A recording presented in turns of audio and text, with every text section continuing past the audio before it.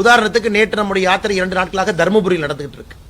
இப்போ தர்மபுரியினுடைய உற்பத்தி திறனை பார்த்தீங்கன்னா வெறும் 1.7%, கரூர் 1.3%, சில மாவட்டங்கள் 1% கீழே இருக்காங்க.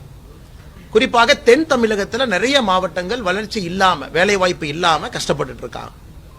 ஆனால் தமிழகத்தை பொறுத்தவரை நிறைய பணம் உள்ளே வர வேண்டும், இன்வெஸ்ட்மெண்ட்ஸ் வரணும். குறிப்பாக அதன் மூலமாக வேலை வாய்ப்பு உருவாக்கப்பட வேண்டும். வேலை வாய்ப்பு உருவாக்கக்கூடிய பணம் நமக்கு வேண்டும். நாம் தொடர்ந்து சொல்லிக் கொண்டிருக்கின்றோம். குறிப்பாக நம்முடைய பாரத பிரதமர் நரேந்திர மோடி அவர்கள் வந்த பிறகு India has become an attractive destination for FDI. அதாவது உலகத்தில் இருக்கக்கூடிய எல்லா ஃபண்ட் ஹவுசஸ், மேஜர் கம்பெனிஸ், அவங்க எல்லாருமே இந்தியா வந்து ஒரு பெரிய ஒரு இடமாக, அவர்களுடைய பணத்திற்கு நல்ல ரிட்டர்ன் கொடுக்கக்கூடிய ஒரு நாடாக பார்க்க ஆரம்பித்திருக்கின்றார்கள். இன்னைக்கு உலகத்தில் FDI அட்ராக்ட் பண்ணக்கூடிய அதிக நாடுகள் பட்டியலில் நம்ம 2வது 3வது இடத்துல மாறி மாறி வர்றோம். அமெரிக்கா, சைனா, இந்தியா, இந்த 3 நாடுகள் தான் டாப் 3 இருக்கும். இது வந்து நம்முடைய உழைப்பு, குறிப்பாக இந்திய மக்களுடைய உழைப்பு, ஒரு பொலிட்டிக்கல் ஸ்டெபிலிட்டி, அதனுடைய வெளிப்பாடு இன்னைக்கு வந்து FDI இன்வெஸ்ட்மெண்ட்ஸ் இந்தியா முழுவதும் வருது. இன்னைக்கு தமிழகத்தினுடைய அரசு வந்து 6.6 லட்சம் கோடி, 6 கோடியே 60 லட்சம் ரூபாய் investment attract பண்ணியிருக்கிறான். 6.6 crore lakh rupee. இன்னைக்கு நான் ஏற்கனவே சொல்லியிருந்தேன், எங்களை பொறுத்தவரை 6.6 lakh crore, 6,60,000 கோடி ரூபாய். நாங்கள் ஏற்கனவே சொல்லியிருந்தோம், எங்களுடைய எதிர்பார்ப்பு தமிழகத்திற்கு 10 லட்சம் கோடி ரூபாய் நம்முடைய எதிர்பார்ப்பாக நாங்கள் சொல்லியிருந்தோம். எதற்கு நீங்க கேட்கலாம். கடந்த 3 ஆண்டுகளில் இந்தியாவில் நடந்த முக்கியமான இன்வெஸ்ட்மெண்ட் சம்மிட்டை பார்க்கலாம். 2023 பிப்ரவரி உத்தரப்பிரதேசில் இதே போல் நடந்தது. 2023 பிப்ரவரியில் உத்தரப்பிரதேசம் அட்ராக்ட் பண்ண மொத்த பணம் எவ்வளோன்னா, நாம் வந்து 6,60,000 கோடி, நம்மளாம் வடக்கங்க அப்படின்னு சொல்றோம். உத்தரப்பிரதேஷ் அட்ராக்ட் பண்ண பணம் 33,51,000 கோடி ரூபாய், 33,51,000 crore. தமிழகம் நாம் எவ்வளவு அட்ராக்ட் பண்ணியிருக்கிறோமோ இந்த சமிட்ல 5 மடங்கு உத்தரப்பிரதேசம் 2023 பிப்ரவரியில் நடந்த யூபி இன்வெஸ்ட்மெண்ட் சமிட்ல அட்ராக்ட் பண்ணியிருக்காங்க. யூபியில ரொம்ப அற்புதமான விஷயம் என்ன செஞ்சிருந்தாங்கன்னா, 75 மாவட்டத்துக்கும் அட்ராக்ட் பண்ணியிருந்தாங்க. 75 மாவட்டத்திற்கும் அட்ராக்ட் பண்ணியிருந்தாங்க. உத்தரப்பிரதேசனுடைய மிக மோசமான ஏரியாவாக இருக்கக்கூடிய பூர்வஞ்சல், புண்டில்கண்ட், உத்தரப்பிரதேசனுடைய வறட்சியில மிக மிக மோசமாக இருக்கக்கூடிய பகுதி புண்டில்கண்ட், பூர்வஞ்சல் மட்டுமே 9,51,000 கோடி ரூபாய் அட்ராக்ட் பண்ணாங்க. நான் ஒரு ஜஸ்ட் ஒரு கால்குலேஷனுக்காக சொல்றேன். இல்ல அண்ணாமலை என்ன 10 லட்சம் கோடின்னு காத்துல சொன்னாரா, சும்மா சொன்னாரா, சும்மா ஒரு பாட்டுக்கு அடிச்சு விட்டாரா? தமிழ்நாடு அரசு 5 லட்சம் கோடின்னு சொன்னாங்க டார்கெட். அண்ணாமலை என்னை தான் சாக்குன்னு ஒரு 10 லட்சம் கோடி சொல்லிட்டாரு. இன்னைக்கு 6 லட்சம் கோடி அட்ராக்ட் பண்ணிருக்காங்க. இதை வச்சு அண்ணாமலை என்ன அரசியல் பண்றாரா அப்படிங்கறத தாண்டி இந்தியாவுடைய மேப்பை உங்களுக்கு காட்ட வேண்டிய கடமை நமக்கு இருக்கு. நாம் என்ன எந்த அளவுக்கு இம்ப்ரூவ் பண்ணணும்னு சொல்ற அளவுக்கு. உத்தரப்பிரதேச மாநிலம் 2023 பிப்ரவரியில 33 லட்சம் கோடி ரூபாய் அட்ராக்ட் பண்ணிருக்காங்க. அதன் பிறகு கர்நாடகா 2022 2023 கர்நாடகால எலெக்ஷன் இயர், 2022 இன்வெஸ்ட் கர்நாடகால 9,82,000 கோடி ரூபாய், 9,82,000 crore. கர்நாடகால 2022 பிப்ரவரியில் அட்ராக்ட் செய்யப்பட்ட பணம். குஜராத்தினுடைய இன்வெஸ்ட்மெண்ட் சமிட் நாளை மறுநாள், அதுக்கு அடுத்த நாள் நடக்குது. 10, 11, 12 ஜனவரி 10, 11, 12 குஜராத்தில் நடக்குது. குஜராத்தினுடைய பூர்வாங்கமாக இன்வெஸ்ட்மெண்ட் சமிட்டுக்கு முன்னாடி அவங்க பண்ண ப்ரீ சைனிங், நம்ம டிஆர்பி ராஜான்னு சில போட்டோலாம் போட்டிருந்தாங்க. இன்வெஸ்ட்மெண்ட் சமிட்டுக்கு முன்னாடியே வந்து எவ்வளவு பேர் கையெழுத்து போட்டிருக்காங்க. குஜராத் கடந்த 3 நாட்கள் அட்ராக்ட் பண்ண இன்வெஸ்ட்மெண்ட் மட்டுமே 7 லட்சம் கோடி ரூபாய். இன்னும் இன்வெஸ்ட்மெண்ட் சமிட்டுக்குள்ளே அவங்க போலிங்க. 7 லட்சம் கோடி ரூபாய் குஜராத் இன்வெஸ்ட்மெண்ட் சமிட் நடக்கிறதுக்கு முன்னாடி இருக்கக்கூடிய 3 நாள் அட்ராக்ட் பண்ண இன்வெஸ்ட்மெண்ட். சோ குஜராத் எவ்வளவு அட்ராக்ட் பண்றாங்க அப்படிங்கிறது நமக்கு 10, 11, 12 3 நாட்கள்ல இன்வெஸ்ட் குஜராத் முடிந்த பிறகு நமக்கு தெரியும். சோ நம்ம 3 பிக்சரை பாக்குறோங்க ஐயா. ஒரு பக்கம் உத்தரப்பிரதேசம் பாக்குறோம், ஒரு பக்கம் உத்தரப்பிரதேசனுடைய மோசமாக இருக்கக்கூடிய பூர்வஞ்சலை பாக்குறோம். 33 லட்சம் கோடி ரூபாய் அட்ராக்ட் பண்ணிருக்கக்கூடிய யூபி ஒரு பக்கம், மோசமான இடமா இருக்கு, கல்வி இல்ல, எதுவுமே இல்லை நம்ம சொல்லக்கூடிய பூர்வஞ்சல்ல 9 லட்சம் கோடி ரூபாய், குஜராத் பூர்வாங்கமாகவே 7 லட்சம் கோடி ரூபாய். சோ எந்த அளவுக்கு தமிழ்நாட்டில் அரசு இன்னும் இலக்குகளை பெரிதுபடுத்தி உழைக்க வேண்டி இருக்கு அப்படின்னு தான் காட்டுது. அரசை பாராட்டுகின்றோம். வர ஒரு ரூபாய் நமக்கு வேணும். ஒரு ரூபாய் ஒரு வேலை வாய்ப்பு உருவாக்கும். தூத்துக்குடியில, ராமநாதபுரத்துல, தர்மபுரியில எல்லா இடத்துக்கும் வேலை வாய்ப்பு உருவாக்கும். டார்கெட் எந்த அளவுக்கு வைத்து நாம் உழைக்க வேண்டியது இருக்கு. இன்னைக்கு வந்து ஸ்டெபிலிட்டி ஆஃப் பிசினஸ் எல்லாம் பார்க்கிறோம். இதற்கு முன்பு எலெக்ஷன் அப்ப அதானி குழுமத்தை வந்து மிக தவறாக பேசியவர். அதானி ஏதோ மோடி அவர்களுடைய சொத்து, அதானிக்கும் பிஜேபிக்கும் சம்பந்தம் இருக்கு, பிஜேபிக்கு அதானி தான் ஃபண்ட் பண்றாங்க, இந்த மாதிரி பல சொன்னாங்க. ஆனா இன்னைக்கு அதானிட்டு இருந்து 42,768 கோடி வந்த பிறகு ட்விட்டர்ல தலைவர்கள்லாம் பாராட்டுறாங்க. திமுகவினுடைய தலைவர்கள், திமுகவினுடைய முதலமைச்சர் இருந்து எல்லாம் பாருங்க அதானி எங்களை பத்தி பெருமையா சொல்லியிருக்காங்க, வீடியோ பாருங்க, பாருங்க அம்பானி எங்களை பத்தி பெருமையா சொல்லியிருக்காங்க, அம்பானி அவர்கள் 35,000 கோடி ரூபாய் கொடுக்குறாங்க, டாடா குரூப் 83,212 கோடி ரூபாய் கொடுக்குறாங்க.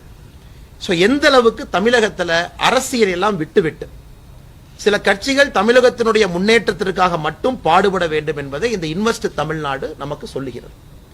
சோ எங்களுடைய எதிர்பார்ப்பு குறைந்தபட்சம் 10 லட்சம் கோடி ரூபாய் நாம் வைத்திருந்தோம். இப்ப அடுத்ததுங்கண்ணா, இதை தாண்டி சரி பணம் வந்துருச்சு, நம்ம அதிகாரிகள் கடுமையா உழைச்சிருக்கிறாங்க. ஒரு பக்கம் நம்ம கம்பேர் பண்றோம் யூபி, குஜராத், கர்நாடகா, இன்னைக்கு நம்முடைய சொந்த மாநிலத்தை நம்ம கம்பேர் பண்றோம். அடுத்து நாம் புரிந்து கொள்ள வேண்டுங்கன்னா தமிழ்நாட்டுக்கு வந்திருக்கக்கூடிய மேஜர் பணம் எந்த துறைக்கு வந்திருக்கு? Electronics, manufacturing, hardware, IT, services, இதுக்கெல்லாம் வந்திருக்கு.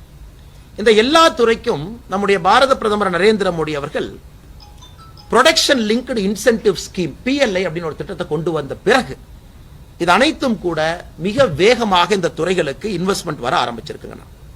இப்ப PLIனா என்னங்கண்ணா? PLI எதுக்காக நம்ம பிஜேபியில அடிக்கடி PLI என்கின்ற வார்த்தையை பயன்படுத்தணும் அப்படின்னாங்கன்னா, PLI என்பது நம்முடைய மத்திய அரசு, மோடி ஐயாவுடைய அரசு ஒரு ஊக்கம் கொடுக்கிறோம். டோட்டல் அவுட்லே, அதாவது battery, solar, textile, mobile, food processing, telecom, white goods, IT hardware, medical device, இதுல யார் இந்தியாவில் இன்வெஸ்ட் பண்ணாலும் கூட நம்முடைய மத்திய அரசு 1,97,000 கோடி ரூபாய் வரைக்கும் அவங்க இன்சென்டிவ் கிளைம் பண்ணிக்கலாம். இதுவரைக்கும் 95,000 கோடி ரூபாய் கிளைம் பண்ணிருக்காங்க.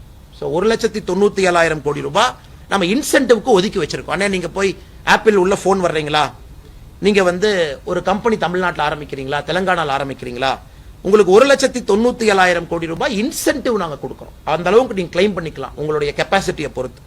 இதுவரை 95,000 கோடி ரூபாய் கிளைம் ஆயிருக்கு. இன்னைக்கு பாத்தீங்கன்னா குஜராத் சமிட்ல கிளைம் ஆகும் கொஞ்சம் பணம், நம்ம தமிழ்நாட்டில் நாம கொஞ்சம் கிளைம் பண்ணுவோம். சோ 1,97,000 கோடி ரூபாய் நம்ம கொடுத்த PLI அவுட்லேல இன்னைக்கு எல்லா நிறுவனங்களும் அந்தந்த மாநிலங்களுக்கு போய் இன்வெஸ்ட் பண்ணணும், மத்திய அரசனுடைய PLI பயன்படுத்திக்கணும்னு பாக்குறாங்க. இந்த PLI மூலமாக இந்த இன்வெஸ்ட் தமிழ்நாடுக்கு முன்னாடி வந்த பணம் மட்டுமே Foxconn, Pegatron, Wistron, Tata electronics 4 நிறுவனங்கள் மத்திய அரசினுடைய PLI இதை பயன்படுத்தி 31,000 கோடி ரூபாய் தமிழகத்துல உள்ள வந்திருக்காங்க. சோ ஒரு வெளிச்சமா பாத்தீங்க அப்படின்னாங்கன்னா நாம் போக வேண்டிய தூரம் இன்னும் ரொம்ப தூரம் இருக்கு. இன்னும் ரொம்ப தூரம் நம்ம பயணிக்க வேண்டியது இருக்கு. அதுவும் குறிப்பாக தமிழகத்துல வளர்ச்சி குறைவாக இருக்கக்கூடிய மாவட்டங்களுக்கு இன்னும் அதிகமாக நாம் ஊக்கம் கூட வேண்டியிருக்கு.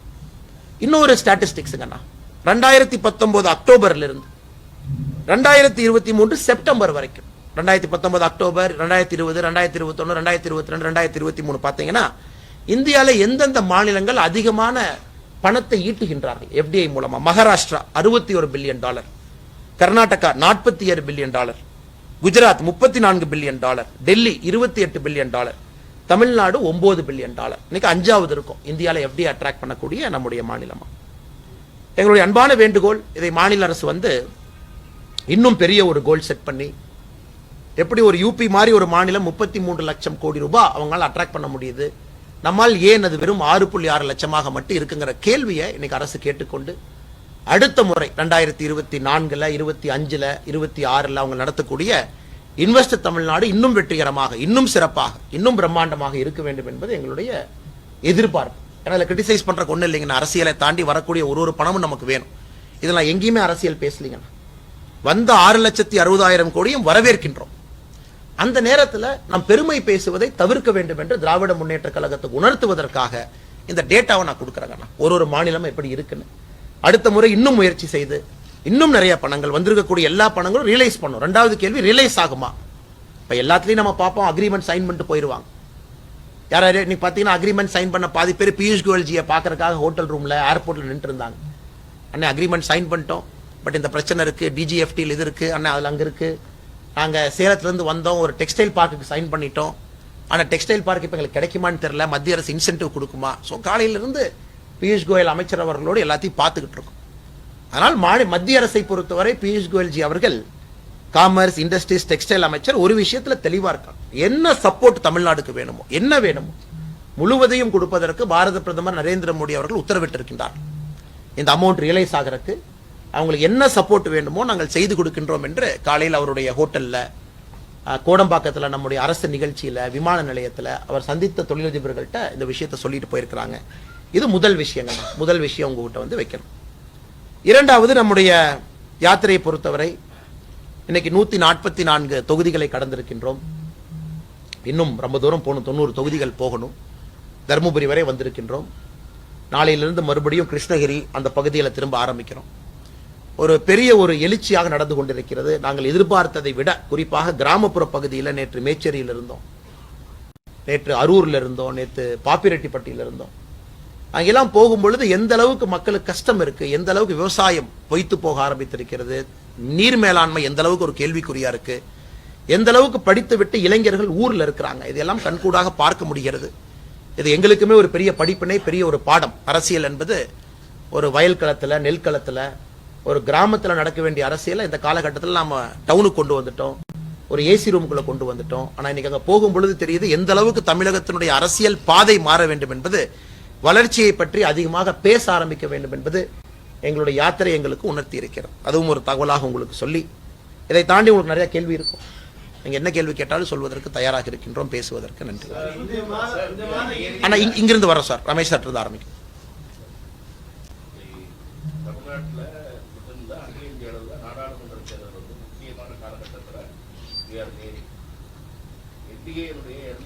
மேஜர் பார்ட்னராக தமிழ்நாட்டில் இருந்த அதிமுக ஒன்றுக்கும் மேற்பட்ட முறை தெளிவுபடுத்திவிட்டது.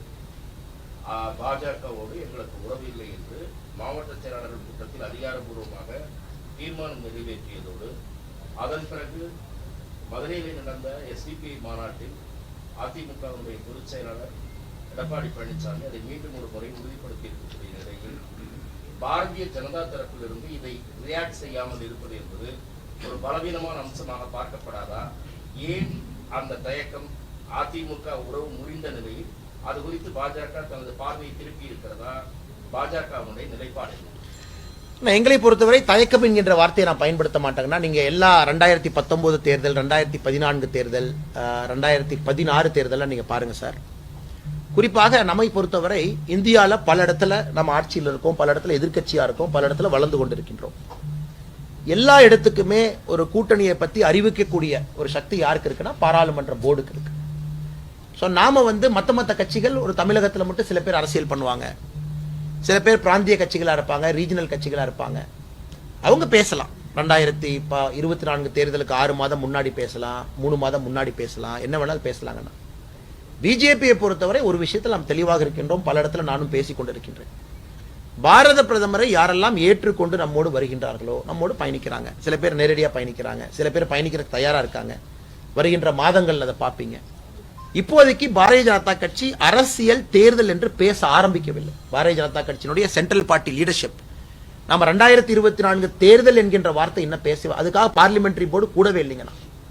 இப்ப என்னுடைய லெவல்ல ஒரு மாநில தலைவராக நான் என்ன பேச முடியுமோ அதை பேசிக் கொண்டிருக்கின்றேன். மோடி அவர்களை யார் ஏத்துக்கிறீங்களோ கூட இருக்கிறீங்க, சேர்ந்து பயணம் பண்ண போறோம். 2024 பாரதிய ஜனதா கட்சி தமிழகத்திலே கட்சியாக எங்களுக்கு ஒரு முக்கியமான தேர்தல். இந்த முறை பாரதிய ஜனதா கட்சி மிகப்பெரிய வளர்ச்சியை மக்களுடைய ஆதரவோடு 2024 தேர்தலில் காட்டுங்க.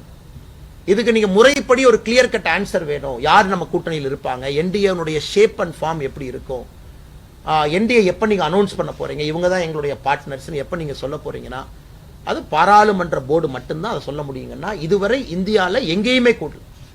சிரோமணி அகாலிதள் பஞ்சாப் பிரச்சனை இருக்கு, நீங்க இந்தியா முழுவதுமே பாருங்க. இந்தியா முழுவதுமே எங்கேயுமே பாரதிய ஜனதா கட்சி இதுதான் என்று சொல்லவில்லை. அப்பப்ப நாம என்டிஏ பார்ட்னர்ஸ் மீட்டிங் நடக்குது, அதில் 2 முறை நடந்திருக்கு. டெல்லிக்கு போயிருக்காங்க, தலைவர்கள் வந்திருக்கிறாங்க. பிரதமர் அவர்கள் வரும் பொழுது வரவேற்பதற்கு நம்முடைய கூட்டணி கட்சி தலைவர்கள் வர்றாங்க.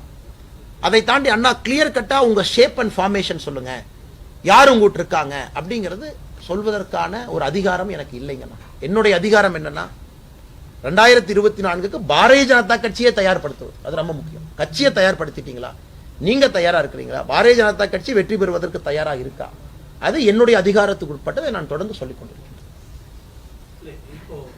அதிமுக கூட்டணியில இருந்து பிஜேபி போனனால சிறுபான்மை ஓட்டு எல்லாமே அதிமுக வரும்னு திரு எடப்பாடி பழனிசாமி சொல்றாரு.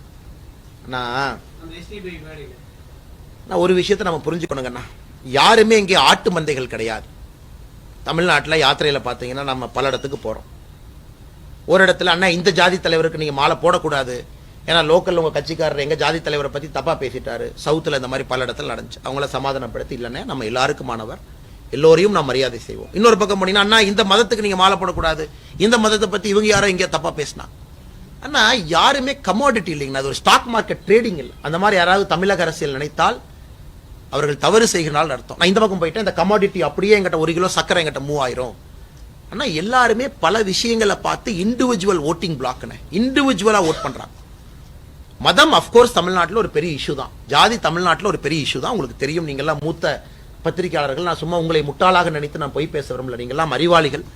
ஏதோ சமாளிச்சு பேசிக்கலானே, மக்கள் எல்லாம் சுயமா சிந்திக்கிறாங்க, ஜாதி மதத்தை தாண்டி அவங்க ஓட்டு போடுறாங்க நான் சொல்ல விரும்பலைங்க. ஜாதி மதம் ஒரு ஃபேக்டர். ஆனா இன்னைக்கு யாராச்சும் நினைச்சு கமாடிட்டி நினைச்சாங்கன்னா அப்படியே என்கிட்ட வரும், அப்படியே இந்த பக்கம் போகும், அப்படியே இங்க வரும், அதெல்லாம் தமிழ்நாட்டில் நடக்காதுங்க. நான் உண்மையாலும் சொல்றாங்கன்னா டெய்லி 20,000 பேர் 25,000 பேர்த்த குறைஞ்சபட்சம் சந்திக்கிறோம். கிட்டத்தட்ட 5 மாத காலமா ரோட்ல இருக்கும், மலையில பனியில குளிர்ல நடந்து போயிட்டு இருக்கும். அத்தனை மக்கள்கிட்ட பேசுறோம், இன்ஃபார்மலா ஃபார்மலா லோக்கல் பத்திரிகையாளர்கிட்ட பேசுறோம். சென்னை தாண்டி கீழே இருக்கக்கூடிய ஒரு ஸ்ட்ரிங்கர் இருந்து பேசுறோம். இந்த முறை களம் கம்ப்ளீட்டா மாறிடுச்சுங்க. யாரெல்லாம் இந்த ஜாதியெல்லாம் எனக்கு ஓட்டு போடும், இந்த ஜாதியெல்லாம் ஏன் ஓட்டிங் பிளாக், ட்ரெடிஷனலா எனக்கு தான் வருவாங்க, எல்லாம் இந்த முறை உடைய போகுது. காரணம்னா 2014-19 பாராளுமன்ற தேர்தல் வேறு, யாரு ஜெயிக்கிறாங்க அப்படிங்கறதுல ஒரு பெரிய ஒரு நெரேட்டிவ் செட்டிங் இருந்துச்சு. இவங்க ஜெயிப்பாங்களா, தமிழ்நாட்டில இருந்து துணை பிரதமராக வருவதற்கு வாய்ப்பு இருக்கு, இவங்களுக்கு ஓட்டு போடலாம். 2024 பொறுத்த வரைக்கும் இட்ஸ் a கிளீன் டெசிஷன். பாரத பிரதமர் நரேந்திர மோடி அவர்கள் 3வது முறை ஆட்சிக்கு வரப்போறாங்க அப்படிங்கிறது எல்லாருக்குமே தெரியுங்கண்ணா. அப்ப நம்ம நினைக்கக்கூடிய விஷயங்கள் நிறைய மாறும். எல்லோருக்குமே தெரியும் மோடி அவங்க வர்றாங்க. இப்ப டிஎம்கே காரங்க என்ன சொல்றாங்க, நான் பல இடத்துல அவங்க பொய்களை சொல்றேன். எம்பி இல்ல இந்த ரோட்ல பறக்கும் சாலை நான் தான் போட்டேன். உதாரணத்துக்கு தருமபுரியில் நேத்து அந்த மாண்புமிகு எம்பி அவர்கள் பேசியதை கிரிட்டிசைஸ் பண்ணேன். குறிப்பாக தொப்பூர்ல பறக்கும் சாலை ஒரு 775 கோடி ரூபாய் கொடுத்திருக்கோம். நான் பாராளுமன்றத்தில் பேசினாலதான் கிடைச்சது. நான் சொன்னேன், அண்ணா மோடி தான் வரப்போறாருன்னு தெரியும், உங்களுக்கு திமுக காரங்க பணம் வாங்கி கொடுக்குறதுக்கு எதுக்கு இருக்கணும், நாங்களே இருந்துட்டு போறோம். மோடி தான் வர்றாருன்னு தெரிஞ்சதுக்கு அப்புறம் திமுக எம்பி வந்து நான் பணத்தை வாங்கி கொடுப்பதற்காக மட்டும் திமுக எம்பி ஒருத்தர் வேண்டுமா, அந்த வேலையை நாங்களே செஞ்சுட்டு போறோம். நம்ம கட்சி ஆட்சியில் இருக்கு, நம்மால் எம்பியா இருக்கு. அதனால மக்கள் யோசிக்கிறாங்க, மாறுறாங்க. முதல்ல மாதிரி இல்ல, 3 பேர்த்துக்கும் வாய்ப்பு இருக்கு, இந்திய அலையன்ஸ்க்கு வாய்ப்பு இருக்கு, என்டிஏக்கு வாய்ப்பு இருக்கு, இந்த 2 கூட்டணி இல்லாதவருக்கு வாய்ப்பு இருக்குன்னா நீங்க சொல்ற கருத்தை நான் ஏத்துக்கிறேங்கண்ணா. இந்த முறை மோடி அவர்களுக்கு மட்டும்தான் வாய்ப்பு இருக்கு என்று தெரிந்த பிறகு யாருமே பிளாக்கா ஜாதியா ஓட்டு போறது இல்லை, கம்ப்ளீட்டா எல்லாம் உடையும். அதை 2024 தேர்தல் நமக்கு உணர்த்தும் என்கின்ற நம்பிக்கை எனக்கு இருக்கு.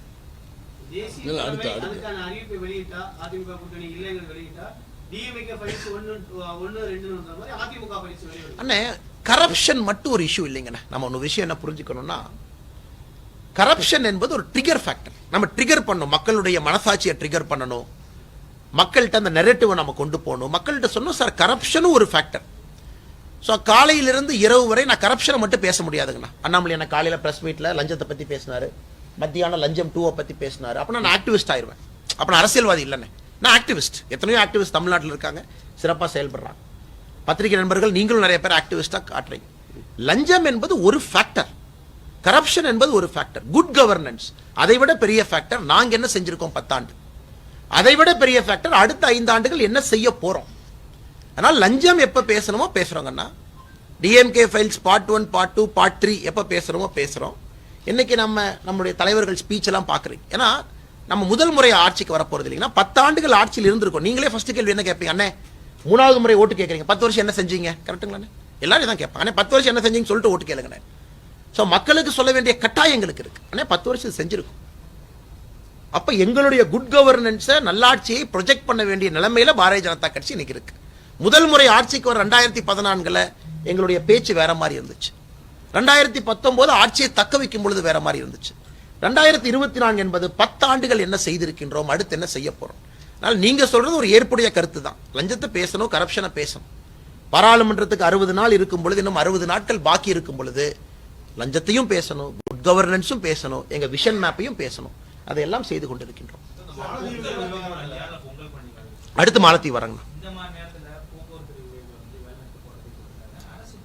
பேசணும்னு எதிர்பார்க்கறாங்க. 2 முறை பேசி அண்ணே தோல்வி அடையுது. அண்ணே கோரிக்கைகள் வந்து குற்றச்சாட்டு வச்சிருக்காங்க. அண்ணே ஃபர்ஸ்ட் இதுக்கு வந்து சில விஷயங்கள் புரிஞ்சுக்கணும். தமிழ்நாட்டினுடைய ஃபினான்ஷியல் கண்டிஷன் இன்னைக்கு என்னதான் பேச்சுவார்த்தை தலைகீழா நம்முடைய அமைச்சர் அவர்கள் போய் தலைகீழா நின்று பேச்சுவார்த்தை பண்ணா கூட அதை ஹானர் பண்ணக்கூடிய சக்தி அமைச்சருக்கு இல்ல, தமிழ்நாடு அரசுக்கு இல்ல. உதாரணத்துக்கு இன்னைக்கு அமைச்சர் சிவசங்கர் ஐயா போறாங்க, எல்லா போக்குவரத்து சங்கங்களை கூப்பிடுறாங்க. அண்ணே ஓகே நீங்க சொல்றதை ஏத்துக்கிட்டோம், 6 குறிப்புகள் கொடுத்துருக்கீங்க, உடனே ஓட்டுநர் நடத்த நான் போட்டுடலாம், 40,000 பேத்துக்கு வேலை கொடுத்துடலாம், ஓய்வூதிய திட்டத்தை மாத்திரலாம், அண்ணா இதை பண்ணிடலாம் அதை பண்ணலான்னு சொன்னா பணம் இல்லை அண்ணா சப்போர்ட் பண்றதுக்கு. there is no money. Tamil Nadu அரசு இன்னைக்கு 8,23,000 கோடி கடன் வாங்கியிருக்காங்க. இந்த ஆண்டு ப்ரொஜெக்டட் கடன் இன்னும் ஒரு 75,000 கோடி வாங்க போறாங்க. அதனால் சிவசங்கர் அவர்களுக்கும் தெரியும், முதலமைச்சர் அவங்களுக்கும் தெரியும், இந்த பேச்சுவார்த்தைங்கிறது சும்மா ஒரு மாயை. பேச்சுவார்த்தையில கமிட்மெண்ட் கொடுக்கறதுக்கு அவங்க கையில எதுவுமே இல்லை. அவங்க சொன்ன 6 அம்ச கோரிக்கை அவங்க ஏத்துக்கிட்டாங்கன்னா என்னை பொறுத்தவரை குறைந்தபட்சம் 8,500 கோடி ரூபாய் நான் எதிர்பார்க்கிறேன். அவ்வளவு செலவு அவங்க பண்ண வேண்டி இருக்கும். ஏன்னா நீங்க பழைய அரியர்ல இருந்து கொடுக்கணும், ஸ்டாப் பண்ணி வச்ச அகவடிப்பலையில இருந்து ஆரம்பிக்கணும், அப்புறம் நீங்க வந்து இத்தனை பேர்த்த ஹையர் பண்ணணும், அவர்களுக்கான சம்பளம் யோசிங்க. இன்னைக்கு என்ன காமெடி பண்றாங்கன்னா 2 தொழிற்சங்கங்கள் திமுக காங்கிரஸ் 2 பேரும் சேர்ந்துக்கிட்டாங்க. இல்ல நான் முதல் நாள் பஸ்ஸை ஓட்டி காட்டுவோம், சரி ஓட்டுங்க, பகல்ல ஓட்டுவீங்க, அதே ஆள் நைட்டு ஓட்டுவீங்க. நாளை காலையில் என்ன ஆகும்? இன்னைக்கு 2 ஷிஃப்ட் போட்டு ஓட்டுறாங்க, நாளை காலையில் யார் ஓட்டுவா?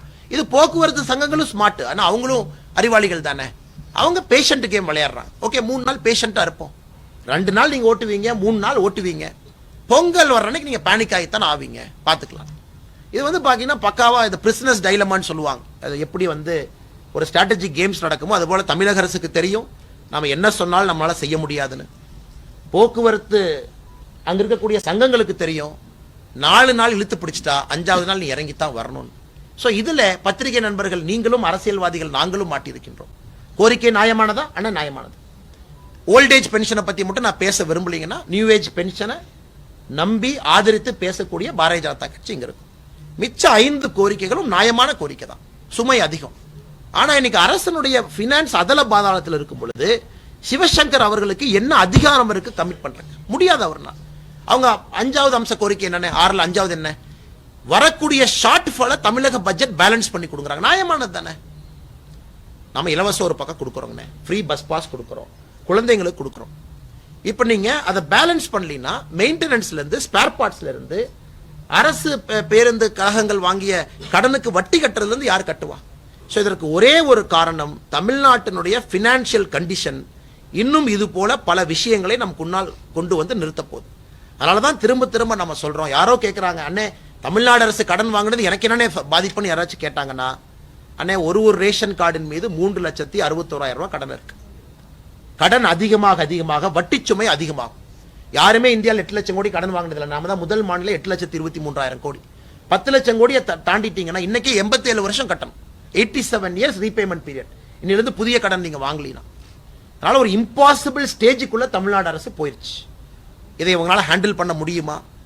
அந்த அளவுக்கு சவாலான நிதி அமைச்சர்கள் இருக்கிறாங்களா இதை எதிர்கொண்டு சமாளிப்பதற்கு? அந்த திரும்ப போய் என்ன கேட்பாங்க? மத்திய அரசு கிராண்ட் கேட்க போறாங்க. நீங்க பாருங்க நடக்குதா இல்லையான்னு பாருங்க. ரமேஷ் சார்ல சீனியர் இருக்கீங்க, எல்லாம் சீனியர் இருக்கீங்க. 2 ஆண்டுகள்ல மத்திய அரசு கிட்ட இருந்து ஒரு பெரிய கிராண்ட் நைட் 2 லட்சம் 3 லட்சம் கோடி கேட்பாங்க. வட்டியெல்லாம் கடன் கொடுங்க, 50 வருஷம் கழிச்சு வட்டி கொடுக்குறோம், எங்களை காப்பாத்துங்கன்னு தமிழ்நாடு அரசு கேட்கத்தான் போகுது. அதற்கான அடித்தளத்தை அமைக்க ஆரம்பித்து விட்டார்கள். சார் நீங்க மால்டீவ்ஸ் பத்தி கேட்டீங்க சார்.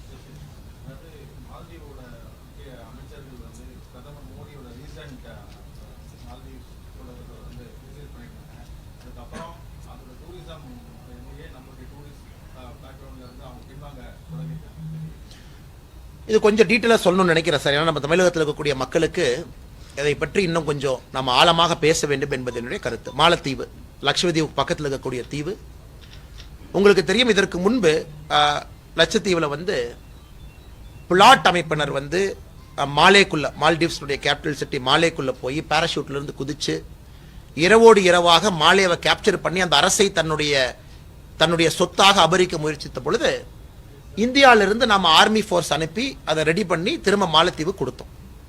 அன்றிலிருந்து நமக்கும் மாலத்தீவுக்கும் ஒரு ஒப்பந்தம் என்னன்னா, இந்தியன் மிலிட்டரியினுடைய கண்டிஜென்ட் ஃபோர்ஸ் மாலத்தீவில் இருப்பாங்க எப்பொழுதுமே மாலத்தீவுடைய பாதுகாப்புக்காக. மாலத்தீவினுடைய நேஷனல் செக்யூரிட்டி அட்வைசர் நம்மகிட்ட அஜித் தோவல் இருக்கிற மாதிரி மாலத்தீவினுடைய நேஷனல் செக்யூரிட்டி அட்வைசர் இந்தியால இருந்து போவாங்க. இந்தியாவில் இருக்கக்கூடிய ஐபிஎஸ் ஆபீசர் ஒருத்தர் மாலத்தீவினுடைய NSA-வா இருப்பாங்க. இது பல ஆண்டு கால ஒப்பந்தம், அப்படியே ஃபாலோ பண்றோம். குறிப்பாக இப்ப வந்திருக்கக்கூடிய மாலத்தீவினுடைய அதிபர் எலெக்ஷன் பிரச்சாரத்தப்பவே no India, anti India, no force அப்படின்னு டிஷர்ட் போட்டு பிரச்சாரம் பண்ணவர். ஸோ எலெக்ஷன்ல ஜெயிச்சாங்க, ஆட்சிக்கு வந்தாங்க. வந்தவுடன் என்ன சொன்னாங்க, மாலத்தீவில் இருக்கக்கூடிய இந்தியன் ஆர்மி நீங்க வாபஸ் வாங்கிக்கணும், NSA-வை திரும்ப கூப்பிட்டுக்கணும், மாலத்தீவுக்குள்ள யாரும் இருக்கக்கூடாது. எப்பொழுதுமே மாலத்தீவினுடைய அதிபர் முதல் விசிட் இந்தியாவுக்கு வருவாங்க. ஆனா இந்த அதிபர் முதல் விசிட் டர்க்கிக்கு போனார். ரெண்டாவது விசிட் இப்ப சைனால இருக்காங்க. நேற்று காலை சைனாக்கு போயிருக்காங்க. இன்னைக்கு சைனால மாலத்தீவினுடைய அதிபர் இருக்காங்க. இப்ப அவருக்கு சப்போர்ட் பண்ணி சைனா நேற்று பிரஸ் ஸ்டேட்மெண்ட் கொடுக்க, இல்ல இந்தியா வந்து இதை குறுகிய மனப்பான்மையில பார்க்க கூடாது, இந்தியா வந்து பரந்த மனப்பான்மையில பார்க்கணும். இது ஒரு பக்கம் ஜியோ பொலிட்டிக்கல். ரெண்டாவது, மாலத்தீவுக்கு ஒரு ஆண்டுக்கு 12 லட்சம் சுற்றுலா பயணிகள் செல்றாங்க. 12 லட்சம் சுற்றுலா பயணிகள், அதுல 25% இந்தியர்கள். அப்பனா 3 லட்சம் பேர் நாம் அனுப்புறோம். 3 லட்சம் பேர் இந்தியாவில இருந்து போறாங்க. அப்படின்னா மாலத்தீவினுடைய 4/1 டூரிசம் ரெவென்யூ இந்தியா கொடுக்குது. இந்தியா நம்ம இந்தியர்கள் நாம கொடுக்கிறோம். ஆனா லக்ஷ்வதீப்புக்கு செல்லக்கூடிய இந்தியன் டூரிஸ்ட் வெறும் 25,000. நீங்க பாருங்க, ரெண்டுமே பக்கத்துல இருக்கு. லக்ஷ்வதீப்ல அகாட்டி ஏர்போர்ட் இருக்கு, மாலத்தீவுல மாலே ஏர்போர்ட் இருக்கு. லக்ஷ்வதீப்புக்கு 25,000 இந்தியர்கள் போறாங்க, மாலத்தீவுக்கு 3 லட்சம் பேர் போறாங்க. பிரதமர் என்ன பண்ணாங்கன்னா, இந்தியாவில் இருக்கக்கூடிய நம்முடைய டெஸ்டினேஷனை ப்ரொமோட் பண்றாங்க. பிரதமர் அவர்கள் தமிழ்நாடு பயணத்தை முடிச்சுட்டு, திருச்சி பயணத்தை முடிச்சுட்டு இங்கிருந்து நேரா பிரதமர் அவர்கள் லட்சத்தீவுக்கு போனாங்க. அங்க போயிட்டு ஸ்நார்க்கலிங், அங்க இருக்கக்கூடிய முக்கியமான விஷயங்களை பிரதமரே காமிச்சாங்க, எந்த அளவுக்கு அட்ராக்டிவா இருக்குன்னு. அதன் பிறகு மாலத்தீவினுடைய அமைச்சர்கள், பாராளுமன்ற MP ஒருவர், 3 பேர் ட்வீட் போடுறாங்க. எத்தனை நண்பர்கள் அந்த ட்வீட்டை படிச்சீங்கன்னு தெரியல. நீங்க கனவுல நினைச்சாலும் மாலத்தீவை நோக்கி இந்தியா வர முடியாது. நீங்கெல்லாம் பொது வெளியில நீங்கெல்லாம் இயற்கை உபதிக்கு போறவங்க, நீங்க இந்தியன்ஸ்னா அன்கிளீன், மாலத்தீவு பக்கம் வந்துடாதீங்க. ஒரு சிட்டிங் மினிஸ்டர் போட்ட ட்வீட். ரெண்டாவது சிட்டிங் மினிஸ்டர் ட்வீட் போடுறார், இந்தியாவில் எந்த ஹோட்டலுக்கு போனாலும் ஸ்மெல் அடிக்கும், மாலத்தீவுல பாருங்க எந்த ஹோட்டலையும் ஸ்மெல் அடிக்காது. அப்ப நீங்க எல்லாம் மாலத்தீவை முந்திரலான்னு கனவுல கூட யோசிக்காதீங்க. ஆனா இந்தியாவில் டாடா கன்சல்டன்சி சர்வீஸ் என்கின்ற ஒரு கம்பெனியினுடைய வேலை செய்யக்கூடிய ஆட்கள் மாலத்தீவு மக்கள் தொகையை விட அதிகம். அதான் புரிஞ்சுக்கணும். I'm just giving you comparative statistics.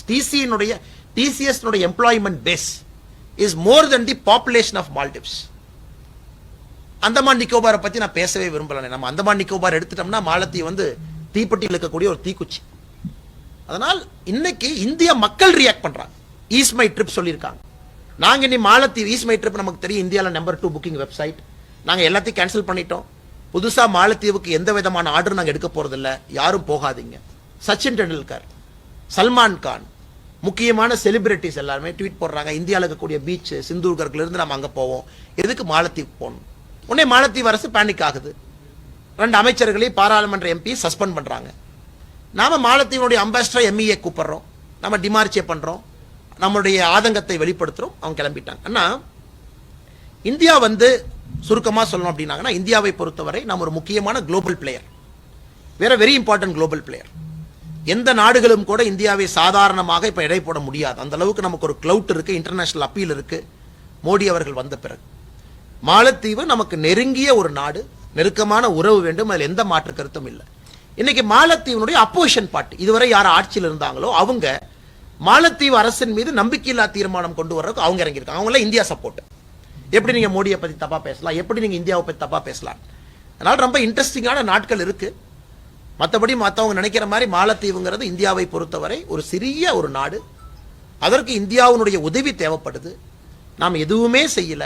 உங்களுக்கு தெரியும், இந்தியாவில் இருக்கக்கூடிய ஒரு நிறுவனத்தினுடைய ஏர்போர்ட் கான்ட்ராக்டை கேன்சல் பண்ணாங்க. அதுக்குள்ள போக விரும்பலீங்கன்னா அது ஒரு பெரிய ஸ்டோரி. ஒரு ஆண்டுக்கு முன்பு இந்தியாவுடைய ஒரு பெரிய நிறுவனத்தினுடைய கான்ட்ராக்டை கேன்சல் பண்ணாங்க. ஏர்போர்ட் டெர்மினல் கட்ட ஆரம்பிச்ச பிறகு கான்ட்ராக்ட் ஒரு சைனீஸ் கம்பெனி கொடுத்தாங்க. ஸோ லாங் ஸ்டோரி பின்னாடி இருக்குங்கன்னா, பட் இந்தியர்கள் ஒன்றாக சேர்ந்து இருப்பது ரொம்ப பெருமையா இருக்கு. எல்லாருமே இப்ப ட்வீட் போடுறாங்க, எல்லோரும் என்னுடைய நாட்டை அவமானப்படுத்திட்டேன், நான் மாலத்தீவுக்கு வரமாட்டேன்.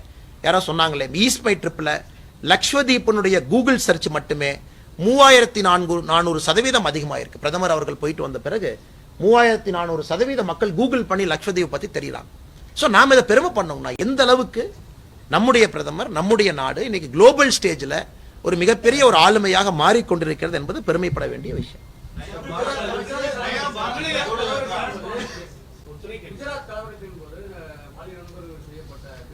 பேருக்கு ஆதரவாகவும் 11 பேருக்கு எதிராகவும் உச்சநீதிமன்றம் தீர்ப்பு வழங்கியிருக்கு. இதை சுட்டிக்காட்டி காங்கிரஸ் எம்பி ராகுல் காந்தி சொல்லியிருக்காரு, ஆணவத்திற்கு எதிரான பாஜகவின் ஆணவத்திற்கு எதிராக கிடைத்த தீர்ப்பு இது அப்படின்னு. ஆனா குஜராத்தை பொறுத்த வரைக்கும் பில்கிஸ் பானு அவர்களுக்கு நடந்திருக்கக்கூடிய அந்த விஷயத்தை, கொடூரமான விஷயத்தை யாரும் கூட ஆதரிக்க முடியாது. ஒரு நல்ல மனிதராக இருந்தால் யாரும் ஆதரிக்க போறது இல்லைங்கண்ணா. ஒரு பிரெக்னெண்டா இருந்த ஒரு அம்மா கலவரத்தின் பொழுது அவங்களுக்கு அந்த மாதிரி நடந்திருக்கு. இது வந்து ஒரு மோசமான மோசமான மோசமான குற்றம். அது எந்த மாற்று கருத்து இல்லைங்கண்ணா. இன்னைக்கு அந்த பில்கிஸ் பானு வழக்குல ட்ரையல் வந்து குஜராத்துக்கு வெளியே மகாராஷ்டிராவில் நடந்துச்சு. எத்தனை பேர் ஜட்மெண்ட் முழுசா பாத்தீங்கன்னு தெரியல, சகோதரர்கள் நீங்க படிச்சிருக்கலாம். சுப்ரீம் கோர்ட் 2-3 அப்சர்வேஷன் கொடுத்திருக்காங்க. ஒன்று, மகாராஷ்டிரா அரசுக்கு தான் இந்த அப்பீல் ரெமிஷன் கொடுக்கறதுக்கு தகுதி இருக்கோ தவிர குஜராத் அரசுக்கு தகுதி இல்லை. ஒரு டெக்னிக்கலா சொல்லியிருக்காங்க. சோ குஜராத் அரசு கொடுக்க கூடாது. ஒரு டெக்னிக்கல் பாயிண்ட் சுப்ரீம் கோர்ட் சொல்லியிருக்காங்க, ஏத்துக்கணும். அப்படின்னா இது தமிழ்நாட்டுக்கும் எல்லாத்துக்குமே பொருந்தும். ஒரு மாநிலத்தில் ட்ரையல் நடக்கும் பொழுது வேறு மாநிலத்தினுடைய கேஸை மாற்றும் பொழுது எந்த மாநிலம் ரெமிஷன் கொடுக்கறதுக்கு தகுதி இருக்கு, முதல் பாயிண்ட். ரெண்டாவது, பில்கிஸ் பானு அவங்க கேஸை பொறுத்தவரைக்கும் முதல்ல இருந்து நான் சொல்றேன், இதுல வந்து பாரதிய ஜனதா கட்சி தயவு செஞ்சு நீங்க மோடிஜி யாரையுமே இழுக்காதீங்கன்னா. எங்களை பொறுத்தவரை பில்கிஸ் பானு அவர்களுக்கு நியாயம் கிடைக்கணும் என்பதற்காகத்தான் அப்ப இருந்த குஜராத் அரசே கைது பண்ணி அவர்களுக்கான தண்டனை ஊர்ஜிதம் செஞ்சு ட்ரையல் மட்டும் ஃபைனல் ட்ரையல் மகாராஷ்டிரா நடந்துச்சு. ஸோ சுப்ரீம் கோர்ட் என்ன சொல்லியிருக்கோம், சுப்ரீம் கோர்ட்டோட அப்சர்வேஷன் சொல்லியிருக்காங்க. 15 நாளோ 1 வாரமா டைம் கொடுத்துருக்காங்க. அவங்களாம் திரும்ப சரண்டர் ஆகணும். 2 வாரமாகனா 2 வாரம் 14 நாள் டைம் கொடுத்துருக்காங்க. ஸோ சுப்ரீம் கோர்ட் என்ன சொல்லியிருக்காங்களோ நம்ம ஒபே பண்ணணும். யாராக இருந்தாலும் ஒபே பண்ணணும். அது எந்த மாநிலமாக இருந்தாலும் ஒபே பண்ணணும். இப்ப ரெண்டாவது கேள்விங்கண்ணா, அதான் ரெண்டாவது கேள்விக்கு நான் வர்றேங்கண்ணா. நான் ஏற்கனவே சொன்னது போல மகாராஷ்டிரா அரசுக்கு தான் ரெமிஷன் கொடுக்கிற தகுதி இருக்கு, குஜராத் அரசு இல்லைங்கிறாங்க. இன்னைக்கு மகாராஷ்டிரா அரசு ரெமிஷன் கொடுத்தா நம்ம என்ன பண்ணுவாங்கன்னா எனக்கு தெரியாது. இன்னைக்கு அவங்க திரும்ப அண்ணா நீங்க பாருங்கன்னா, தமிழ்நாடு அரசும் கவர்னருக்கு ஒரு பெரிய கோப்பு அனுப்பிச்சிருக்காங்க, பெரிய கோப்பு. அந்த நிறைய கோப்புல எங்களுக்கு உடன்பாடு இல்லை. உதாரணத்திற்கு டெரரிசம் சம்பந்தப்பட்ட குற்றவாளிகள் நாங்கள் விடுவிக்க கூடாதுங்கிற தமிழ்நாடு அரசு விடுவிக்கணுங்கிறாங்க. இது ஒரு பாயிண்ட் ஆஃப் டிபேட் தான். ஒருவேளை அவங்க வெளியே வந்துட்டாங்கன்னா நான் என்ன சொல்ல போறேன்னா, அப்ப டெரரிசம் தமிழ்நாடு அரசு ஊக்குவிக்குதான், இதான் பாயிண்ட். இது கோர்ட் வரைக்கும் போகும், திரும்ப கோர்ட் பார்க்கும். போட்டா UAPA NSA இதுல கைது செய்யப்பட்டவங்களை ரெமிஷன் கொடுக்க முடியுமா? இது தமிழ்நாட்டுக்கும் நடக்கும், எல்லாத்துக்கும் நடக்கும். அதனால் என்னை பொறுத்தவரை அரசியலை கலக்கல். நான் முதல் பாயிண்டே தெளிவா சொல்லிட்டேன். பில்கிஸ் பானு அவர்களுக்கு தொடர்ந்து நான் பல இடத்துல பேசிட்டு இருக்கேன். இதற்கு முன்பு இதே பிரஸ் மீட் ரெமிஷன் அன்னைக்கு நீங்க கேட்ட போது கூட நான் சொன்னேன், அண்ணா அரசு முடிவெடுத்திருக்காங்க, கோர்ட்டுக்கு போயிருக்காங்க, பிருந்தா குரோவர் அட்வொகேட்லாம் போயிருக்காங்க. பில்கிஸ் பானு அவங்களுக்கு நடந்தது சரியா? ரொம்ப தவறு. அப்ப பில்கிஸ் பானு கைதானவங்க யாராக இருந்தாலும் நீங்க ஏத்துவீங்களா? யாராக இருந்தாலும் குற்றவாளிகள் தான், காலத்துக்கு குற்றவாளிகள் தான். கொடுமையிலும் கொடுமையான குற்றம் அங்கே நடந்திருக்கு. அதனால இது சுப்ரீம் கோர்ட்டினுடைய அப்சர்வேஷன். நாளைக்கு மகாராஷ்டிரா அரசு என்ன பண்ணுதுன்னு பார்ப்போம். அவங்க 2 வாரம் கழிச்சு கோர்ட்ல சரண்டர் ஆகணும், ஜெயிலுக்கு போகணும், பேசுவாங்க.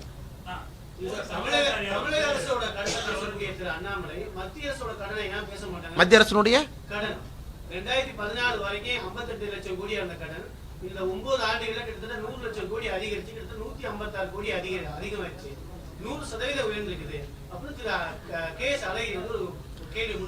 அழகிரி என்ன ஒரு மூத்த தலைவருங்கன்னா, ஒரு பாரம்பரியமான அரசியல் கட்சியினுடைய தலைவராக இருக்கிறாங்க. காங்கிரஸ் வந்து ரொம்ப நீண்ட நெடிய அனுபவம் இருக்கக்கூடிய கட்சி. அண்ணா கடனை எப்பொழுதுமே நம்ம எது கம்பேர் பண்றோம் அப்படின்னாங்கன்னா, அந்த மாநிலத்தினுடைய உற்பத்தி திறனுக்கு கம்பேர் பண்றோம். இன்னைக்கு தமிழ்நாட்டினுடைய மொத்த உற்பத்தி திறன்ல நம்முடைய மாநிலத்தினுடைய கடன் 25% தாண்டிட்டோம். 25.14 நினைக்கிறேன், கரெக்டான டேட்டா என்கிட்ட இல்ல. 25% பக்கத்துல வந்துட்டோம். உற்பத்தி திறன்ல 25% கடன். இந்தியாவுடைய உற்பத்தி திறன் $3.97 ட்ரில்லியன். அதுல இந்தியாவுடைய கடனை பாருங்கண்ணா. நீங்க சொல்றது வந்து மினிஸ்கியூலா இருக்கும். அண்ணே டேட்டாவை சரியா பிரசன்ட் பண்ணும். அழகிரி அண்ணனோ அல்லது வேற ஏதோ தலைவர்கள் பேசும் பொழுது அண்ணே கடன் ஒரு மாநிலம் வாங்கணுமா? கண்டிப்பா கடன் வாங்கணும். கடன் வாங்கினா தான் சில இடத்தை எக்ஸ்பாண்ட் பண்ண முடியும், உங்க நிதி பத்தாது. கடன் இவ்வளவு வாங்கணுமா? ஆட்சிக்கு வந்து 31 மாசத்துல 2,69,000 கோடி கடன் வாங்கியிருக்கோம். 2,69,000 31 மாசத்துல ஆட்சிக்கு வந்து. நான் திரும்ப திரும்ப சொல்வது அன்சஸ்டைனபிள் கடன் சொல்றேன். இந்திய அரசு, எல்லா அரசுமே கடன் இருக்கு, சைனா கடன் இருக்கு, அமெரிக்கா எவ்வளவு ட்ரில்லியன் கடன் இருக்கு. அவங்களால சர்வீஸ் பண்ண முடியும், தமிழ்நாட்டினால சர்வீஸ் பண்ண முடியல. நம்மளால அண்ணா உங்களுக்கு ரெவென்யூ குறைய ஆரம்பிச்சிருச்சுன்னா you are not able to generate your own revenue. உங்களால ரெவென்யூ ஜெனரேட் பண்ண முடியலன்னா கடனை எப்படி சர்வீஸ் பண்ணுவீங்க? அதனால அழகிரி அவர்கள் பேசுவது ஐயோ தமிழ்நாடு கடனே வாங்கக்கூடாதா? எல்லா மாநிலம் கடன் வாங்குது, கடன் வாங்கணும். பட் தமிழ்நாட்டினுடைய கடன் சர்வீசபிள் டெப்டை தாண்டி போயிருச்சு. இதனுடைய தாக்கம் உங்களுக்கும் எனக்கும் 2 ஆண்டுகள்ல தெரிய ஆரம்பிக்கும்.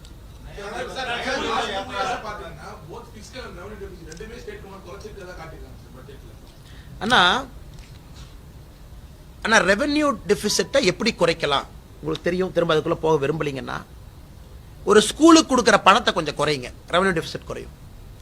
அண்ணா இப்போ நான் தமிழ்நாட்டில் ஸ்கூல் எஜுகேஷனுக்கு நான் 10,000 கோடி கொடுக்குறேன், 8,000 கோடி கொடு, 2,000 கோடி குறைஞ்சிருச்சா? அண்ணா எப்படி குறைக்கிறாங்கிற டாக்குமெண்ட்ல பார்க்கணும். தமிழ்நாட்டை பொறுத்தவரை ஒரு பக்கம் அன்பில் மகேஷ் பொய்யாமொழி அவங்க சொல்றாங்க 92% பட்ஜெட் நாங்க போடுறது சம்பளத்துக்கும் எங்களுடைய பென்ஷனுக்கும் போனா எப்படிப்பா நான் ஸ்கூல் கட்டுவேன். இன்னைக்கு தமிழகத்திலே சிஏஜி ரிப்போர்ட் படி 13,000 வகுப்பறைகள் குறைவா இருக்கு. ஸ்கூல் குறைவா இருக்குன்னு நான் சொல்லிங்கன்னா 13,000 வகுப்பறைகள். நம்ம கிளாஸை மெர்ஜ் பண்றோம். 4ஆம் கிளாஸ் 5ஆம் கிளாஸ் ஒன்னா உட்காருங்க, 1ஆம் கிளாஸ் 2ஆம் கிளாஸ் ஒன்னா உட்காருங்க, 13,000 வகுப்பறை. அதனால the devil is always in the details னு சொல்லுவாங்க. எக்கனாமிக்ஸ் பொறுத்த வரைக்கும் ஏன்னா நான் MBA படிச்சிருக்கேன், நான் படிச்சது ஃபினான்ஸ் மேஜர் பண்ணியிருக்கேன், ஓரளவுக்கு எக்கனாமிக்ஸ் தெரியுங்கன்னா, ரெவென்யூ டெபிசிட்டை குறைச்சிட்டோம்னா அண்ணா இன்வெஸ்ட்மெண்ட்டை குறைச்சிங்கன்னா ரெவென்யூ டெபிசிட் குறைஞ்சிரும். அது குறைக்கிறது இல்லைங்கண்ணா. ஹெல்த், எஜுகேஷன், அதற்கு நாம் இன்வெஸ்ட் பண்ணக்கூடிய பணம் அதிகமாகணும். அதனால் இன்னைக்கு தமிழ்நாடு அரசு செய்திருப்பது வட்டியை சர்வீஸ் பண்றதுக்கு அதிக பணமும், கிரிட்டிக்கல் இன்ஃப்ரா, கிராம சாலைகள், நேஷனல் ஹைவே எக்ஸ்பான்ஷன், இவங்க போடக்கூடிய பணம் மத்திய அரசு நிறைய போடுறாங்க. போர்ட்ஸ், ஏர்போர்ட்ஸ், லாஜிஸ்டிக்ஸ், அதில் தமிழ்நாடு அரசு பணமே போடலையாங்கண்ணா. எல்லா இடத்துலையும் நான் படிக்கிறேன். ஒரு தொகுதியில் அண்ணே உங்க ஊர்ல அக்ரிகல்ச்சர் காலேஜ் கட்டுறேன்னு சொன்னாங்க, மதுரையில் கட்டினாங்களா? செங்கல் எடுத்து பாருங்க. அண்ணே உங்க ஊர்ல சிப்காட் 2009 சொன்னாங்க 7,773 ஏக்கர் தர்மபுரி பாருங்க அண்ணே. ஏன் முடியலன்னு கேபிட்டல் இன்வெஸ்ட்மெண்ட் கொடுக்கக்கூடிய பணம் தமிழக அரசுகிட்ட இல்ல. அதனால இவங்க அதை பேசணும். அதை பேசிட்டு இல்ல நான் இன்வெஸ்ட்மெண்ட்டை குறைச்சேன் அதனால ரெவென்யூ டெபிசிட் குறைஞ்சிருச்சு அப்படிங்கிற கருத்தை ஏற்றுக்கொள்ள முடியாதுங்கண்ணா.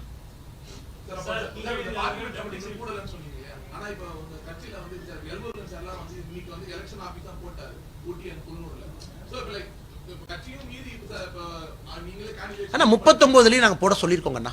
ஏன்னா நீங்க பார்த்திருப்பீங்க, ஒரு மாதத்திற்கு முன்பு 39 தொகுதிகளுக்கும் நாங்க பாராளுமன்ற பொறுப்பாளரை போட்டோம்.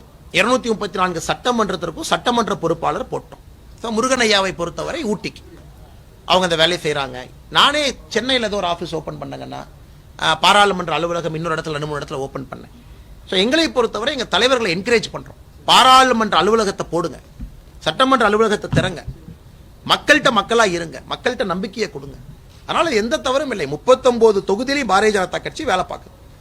டெல்லியிலேருந்து சொல்றாங்க இதாங்க என்டிஏனுடைய ஷேப்பு, இதாங்க சைஸு, இதாங்க அலையன்ஸு, இங்கே தான் நம்ம நிற்கிறோம்னா அதன் பிறகு அந்தந்த வேட்பாளர்கள், அந்தந்த தலைவர்கள், ப்ரொஜெக்டட் வேட்பாளர்கள், ப்ரொஜெக்டட் தலைவர்கள் அந்தந்த கூட்டணிக்கு அந்தந்த கூட்டணியுடைய வேட்பாளருக்கு வேலை செய்ய ஆரம்பித்து விடுவார்கள். கட்சியினுடைய நியதி. அண்ணே ஒரு சிட்டிங் மினிஸ்டர்னே, வெரி சிம்பிள் லாஜிக் அண்ணே. ஒரு சிட்டிங் மினிஸ்டர்னே, சிட்டிங் மினிஸ்டர் வந்து நீங்க கேண்டிடேட் இல்லைன்னு சொல்லுவீங்களா? Sitting minister is obviously candidate naturally. இப்ப சிட்டிங் மினிஸ்டர் எங்க கேண்டிடேட் எனக்கு தெரியாதுங்க, அது கட்சி டிசைட் பண்ணும். இப்ப முருகன் ஐயாவை பொறுத்த வரைக்கும் எங்க நிக்கிறாங்க, மூத்த தலைவர்கள் இருக்கிறாங்க, நம்மகிட்ட நிறைய பேர் முன்னாள் அமைச்சர்கள் இருக்கிறாங்க. ஸோ அது என்னுடைய கையில் இல்லை, பார்லிமெண்டரி போர்டு கையில் இருக்கு. எல்லோரும் ஒரு இடத்துல வேலை செய்கின்றார்கள் என்று சொல்வதை விட அந்தந்த பகுதியை பாதுகாத்து, முருகன்ஜி அவங்க கோயம்புத்தூர்லயும் வேலை பார்க்குறாங்க, உதாரணத்திற்கு திருப்பூர்லயும் நிறைய டைம் ஸ்பெண்ட் பண்றாங்க. அதுக்கு அவங்க திருப்பூர் வேட்பாளர், கோயம்புத்தூர் வேட்பாளர் நான் சொல்லிங்கன்னா அவர்கள் அந்தந்த பகுதியிலே வேலை செய்ய சொல்லி இருக்கின்றோம், வேலை செய்து கொண்டிருக்கின்றார்.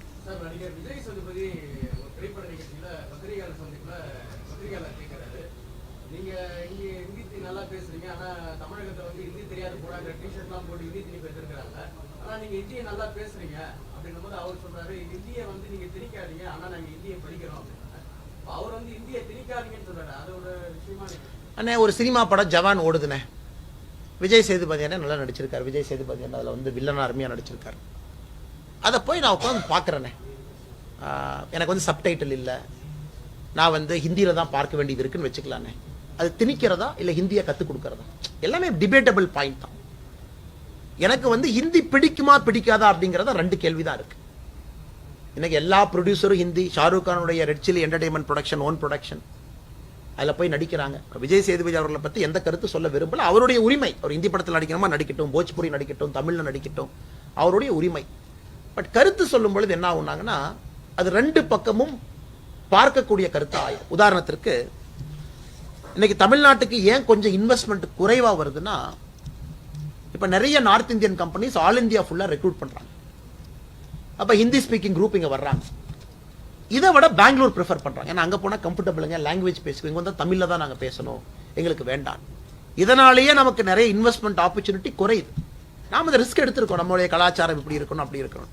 அதனால் என்னை பொறுத்த வரைங்கன்னா நானும் முதல்ல இருந்து தெளிவா சொல்றேன், ஹிந்தி விருப்பப்படுறவங்க படிங்க, வேண்டான்னு நினைக்கிறவங்க படிக்காதீங்க. அதனால தான் நம்முடைய மும்மொழி கொள்கை நாங்க சொல்றது 3 மொழி படிங்கன்னு தான் சொல்றோம். ஹிந்தி மொழி படிங்கன்னு மோடி சொல்லவே இல்லைங்க. கட்டாயமா தமிழ் படிக்கணும், கட்டாயமா ஆங்கிலம் படிக்கணும், 3வது மொழி இல்ல ஃப்ரீ, என்ன வேணுமோ படிங்க. ஒசூர் பக்கம் போனா கன்னடம் படிக்கிறாங்க, கோயம்புத்தூர் பக்கம் போனா மலையாளம் படிக்கிறாங்க, தெலுங்கு நிறைய பேர் தமிழ்நாட்டில் இருக்கிறாங்க, அவங்க தெலுங்கு படிக்கிறாங்க. அதை போய் நாம அவங்களை கையை பிடிச்சி நிறுத்தி படிக்காதீங்கன்னு சொல்ல முடியுமா? பாரதிய ஜனதா கட்சியினுடைய கருத்து, விஜய் சேதுபதியான கருத்துக்கு நான் கருத்து சொல்ல விரும்புறீங்கன்னா, எங்க கருத்து 3 மொழி 4 மொழி 5 மொழி படிங்க, பிடிச்ச மொழி படிங்க. நாளைக்கு நீங்க குளோபல் சிட்டிசன். வெறும் 2 மொழியில எங்கேயும் போக முடியாதுங்கண்ணா, எங்கேயும் போக முடியாது.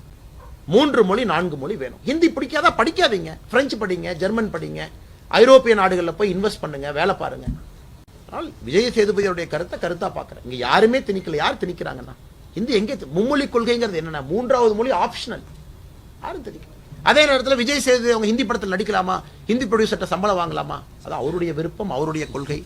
அவருக்கு டேலண்ட் இருக்கு, அருமையா நடிக்கிறாரு. நானும் பார்த்து ரசிச்சு கை தட்டிட்டு வர்றேன். விஜய் சேதுபதி என்ன பார்த்துட்டு நான் கருத்து சொன்னா தப்பா போயிருங்கண்ணா. ஒரே ஒரு கேள்வி மட்டும் கேட்டுட்டு போனார். நான் போகும்போது காலையில எல்லாம் சுத்தம் பண்ணீங்களே, எவ்வளவு டன் குப்பை எடுத்தீங்கன்னு கேட்டாரு. நான் சொன்னேன், சார் 7.1 டன் எடுத்திருக்கோம்னு. சார் நன்றி வணக்கம்னு கிளம்பி. அவருடைய ஒரே ஒரு இது என்னன்னா, ஸ்வச்ச பாரத், தூய்மை இந்தியா. அதான் அவருடைய கவனம். ஏன்னா காலையில கட்சிக்காரங்க பெரிய லெவல்ல பண்ணியிருந்தாங்க, அது பிரதமருடைய கவனத்துக்கு போயிருக்கனால கேட்டாங்க, குப்பை எவ்வளவு எடுத்தீங்க, எவ்வளவு குப்பை இன்னைக்கு எடுக்க முடிஞ்சதுன்னு. அதனால் பிரதமரை பொறுத்தவரை அரசியல் பேச வேண்டிய நேரமும் சூழ்நிலையும் அன்னைக்கு இல்லைங்கன்னா அவர் பேசவும் மாட்டாரு. அவருடைய நோக்கம் ஸ்வச்ச பாரத்தை இன்னும் கொஞ்சம் ஆழமா பண்ணணும்.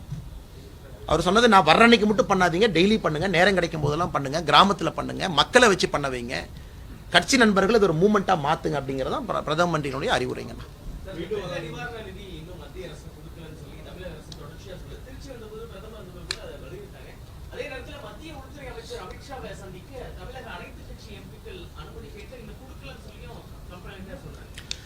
அண்ணே, வெள்ள நிவாரண நிதி கொடுக்கப்படணுமா? கண்டிப்பா கொடுக்கணும், எந்த மாற்று கருத்தும் இல்லை. உதாரணத்திற்கு தமிழகத்தை பொறுத்த வரைக்கும் நாம் கேட்டிருக்கக்கூடிய பணம் ரொம்ப அதிகமாக கேட்டிருக்கோம். கேட்பதற்கு எல்லாத்துக்கும் உரிமை இருக்கு.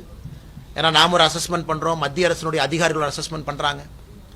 இன்னைக்கு அசஸ்மெண்ட் பண்ணதுக்கு அப்புறம் மத்திய அரசு ஒரு பணத்தை ரிலீஸ் பண்றாங்கன்னா நாம என்ன சொல்லுவோம்னா, குறைச்சு கொடுத்துட்டாங்க, இன்னும் கொஞ்சம் நிறைய கொடுத்துருக்கணும். ஆனால் கேட்கப்பட்ட பணம் 37,000 கோடி ஆகுனா அப்ராக்சிமேட்டா அந்த லெவல்ல என்னன்னா 37,000 கோடி அப்ராக்சிமேட்டா. நெல்லை எல்லாம் சேர்த்து, சென்னை இதெல்லாம் சேர்த்து 37,000 கோடி. இது வந்து ஒரு வெரி வெரி ஹை அமௌண்ட்டுங்கண்ணா, வெரி வெரி ஹை அமௌண்ட். கேட்பதற்கு உரிமை இருக்கு. என்னங்கண்ணா, அதான் நான் சொல்ல வரேன்.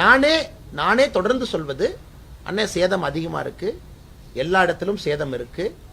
இதை வந்து இப்ப எஸ்டிமேட் பண்ணி அவங்க பண்றாங்க. ஸோ கொடுக்கணுமா? கண்டிப்பா கொடுக்குறாங்க. தமிழ்நாடு அரசுக்கு தேவையான ஆரம்ப கட்ட பணம். ஆனா சில இடத்துல பாத்தீங்கன்னா எஸ்டிஆர்எஃப்ல பணம் இருக்காதுங்கண்ணே, அப்ப உடனடியாக நாம பணம் கொடுக்க வேண்டி வரும். தமிழ்நாட்டை பொறுத்தவரை எஸ்டிஆர்எஃப்ல பணம் இருக்கு, அப்படின்னா செலவு பண்றதுக்கு பணம் இப்போதைக்கு இருக்கு. எமர்ஜென்சி செலவு 813 கோடி போன வருஷ கணக்கு, 900 கோடி இந்த வருஷ கணக்கு, 1713 கோடி ரூபாய் அக்கௌண்ட்ல பணம் இருக்குன்னு அதை செலவு பண்ணிட்டு இருக்காங்க. இப்ப நாம கொடுக்கறதெல்லாம் கிரிட்டிக்கல் இன்ஃப்ரா. ஏன்னா சில இடத்துல நீங்க எஸ்டிமேட் கேட்பீங்க, மோடிஜி கிராப் இன்சூரன்ஸ்ல டெல்டால் இதே மாதிரி தான் ஆச்சு. தமிழக அரசு குற்றம் சாட்டினாங்க, இவ்வளவு கேட்டா மோடிஜி கம்மியா கொடுத்துட்டாரு.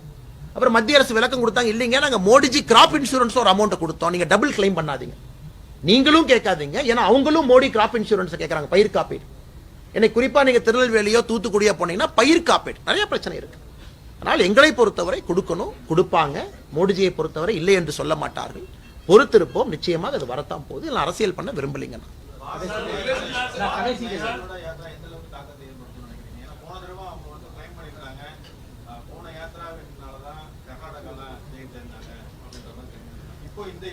அண்ணா, கர்நாடகா வந்து 35 ஆண்டுகளாக ஆட்சி மாறி மாறி வருதுங்கண்ணா.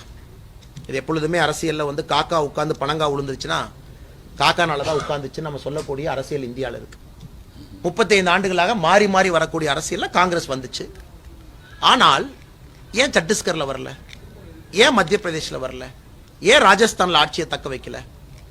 ஏன் அவங்கனால மிசோராம்ல எங்களை விட கீழே போயிட்டாங்க? அண்ணே, மிசோராம்ல நாங்க 2 சீட்டு 1ல இருந்து 2க்கு போனோம். காங்கிரஸ் 5 ஆண்டுகள் ஆட்சியில இருந்து 1க்கு வந்துருச்சு. அது எத்தனை பேர் பேசுனீங்கன்னு தெரியல. அதனால இந்த யாத்திரை, ராகுல் காந்தி அவர்களுடைய யாத்திரை கடினமான யாத்திரை இல்லைன்னு சொல்லினேன். யானை யாத்திரையில் இருக்கிறனால அது ஒரு சாதாரண வேலை இல்லை. நடந்து போறது, கை கொடுக்கறது, மக்கள்கிட்ட பேசுறது, லேட் நைட் தூங்குறது, அவ்வளோ ஸ்ட்ரெனுவஸ் யாத்திரை. அதனால நான் யாத்திரையை கொச்சைப்படுத்த விரும்பலைங்கண்ணா. சும்மா நான் ஒரு மனிதர் கஷ்டப்படுறத நாம ஒரு வார்த்தையில கொச்சைப்படுத்த விரும்பல. ஆனா காங்கிரஸ் கட்சிக்கு கெப்பாசிட்டி இல்ல, அவங்ககிட்ட நெரேட்டிவ் இல்லை. இதை நான் சொல்ல விரும்புறேங்கண்ணா. ஒரு கட்சிக்கு நெரேட்டிவும் கெப்பாசிட்டி இருந்தா தான் யாத்திரை ரிசல்ட் கொடுக்கும். கட்சிக்கு ஒரு லார்ஜர் நெரேட்டிவ் இல்ல, கட்சிக்கு ஒரு கெப்பாசிட்டி இல்லைன்னா யாத்திரை அவனுடைய கடின உழைப்பு என்பது ஓட்டா மாறாது. அது காங்கிரஸ் கட்சியில தெளிவா பார்க்கிறோம். What is the narrative? இன்னைக்கு ராகுல் காந்தி பிரைம் மினிஸ்டர் கேண்டிடேட்டா? இல்லை. 2 விஷயம் என்ன? ஆனா ராகுல் காந்தி பிரைம் மினிஸ்டர் கேண்டிடேட் யாத்திரைக்கு போறாரு, அது வேற பேச்சு. இன்னைக்கு ராகுல் காந்தி அவர்களே பிரைம் மினிஸ்டர் கேண்டிடேட்டா இல்ல. அந்த மீட்டிங்ல உட்கார்ந்து ஒருத்தர் நிதிஷ்குமார் பேரை சொல்றாங்க, எல்லாம் சேர்ந்து மல்லிகார்ஜுனா கார்கே அவங்க பேரை சொல்றாங்க. சோ பிரைம் மினிஸ்டர் கேண்டிடேட் இல்ல, காங்கிரஸ் பிரைம் மினிஸ்டர் வேட்பாளர் இல்ல, நெரேட்டிவ் இல்ல. சோ யாத்திரை என்ன பயன் கொடுக்கும் நீங்க நினைக்கிறீங்கன்னா? So I don't see any results இந்த பாரத் நாய yatra, the second phase of yatra ரிசல்ட்டை கொடுப்பதற்கான நெரேட்டிவோ கட்டமைப்போ ஸ்ட்ரக்சரோ காங்கிரஸ் பார்ட்டிட்ட இல்லைன்னு நான் பாக்குறேன். அமைச்சர் உதயநிதிக்கு துணை முதல்வர் பதவி கொடுக்கணும்னு அமைச்சர்கள் எல்லாம் பேசுகிறாங்க.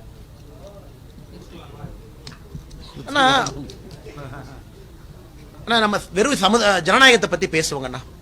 எல்லா எம்எல்ஏ ஒரு இடத்துல உட்கார்றாங்க, எல்லா எம்எல்ஏ சேர்ந்து ஒருத்தருக்கு ஆதரவு கொடுக்குறாங்க, எல்லா எம்எல்ஏவும் கையெழுத்து போட்டு கவர்னர்கிட்ட கொடுக்குறாங்க, இவங்க தான் எங்களுடைய முதல்வர்னு கொடுக்குறாங்க.